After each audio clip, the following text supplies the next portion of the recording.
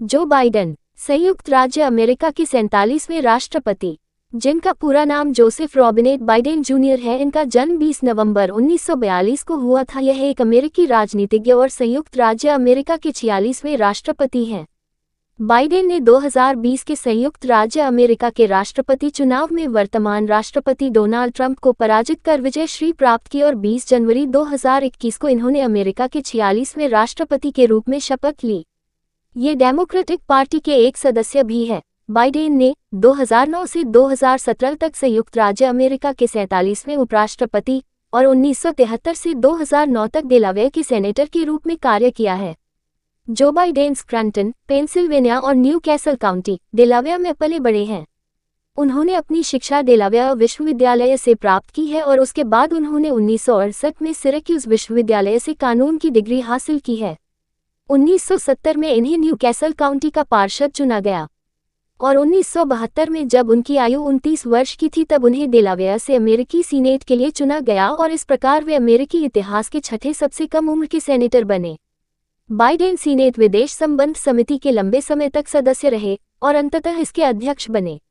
उन्होंने 1991 में खाड़ी युद्ध का विरोध किया, लेकिन पूर्वी यूरोप में नाटो गठबंधन का विस्तार करने और 1990 के दशक के युगोस्लाव युद्धों में इसके हस्तक्षेप का समर्थन किया। उन्होंने 2002 में इराक युद्ध को अधिकृत करने वाले प्रस्ताव का समर्थन किया, लेकिन 2007 में अमेरिकी सैनिकों की संख्या में वृद्धि का विरोध किया। वो 1987 से 1995 तक सीनेट न्यायपालिका समिति के अध्यक्ष रहे और दवा नीति, अपराध की रोकथाम और नागरिक स्वतंत्रता के मुद्दों से निपटने, हिंसक अपराध नियंत्रण और कानून प्रवर्तन अधिनियम और महिलाओं के खिलाफ हिंसा अधिनियम को पारित कराने के प्रयास का नेतृत्व किया और रॉबर्ट बोक और क्लैरेंस थॉमस के लिए विवादास्पद सुनवाई सहित अमेरिकी उच्चतम न्यायालय की 6 सुनवाइयों की निगरानी की। वह 1988 में और फिर 2008 में डेमोक्रेटिक राष्ट्रपति पद के नामांकन के लिए असफल प्रयास किए। बाइडेन 6 बार सीनेट के लिए चुने गए थे और 2008 में जब उन्होंने बराक ओबामा के राष्ट्रपति चुनाव जीतने के बाद उनकी सरकार के उपराष्ट्रपति के रूप में सेवा करने के लिए इस्तीफा दिया तब वो चौथे सबसे वरिष्ठ सेनेटर थे। 2012 में बराक ओबामा और बाइडेन को फिर से चुना गया। उपराष्ट्रपति के रूप में बाइडेन ने 2009 की गहन मंदी का मुकाबला करने के लिए आधारभूत ढांचे पर खर्च की निगरानी की।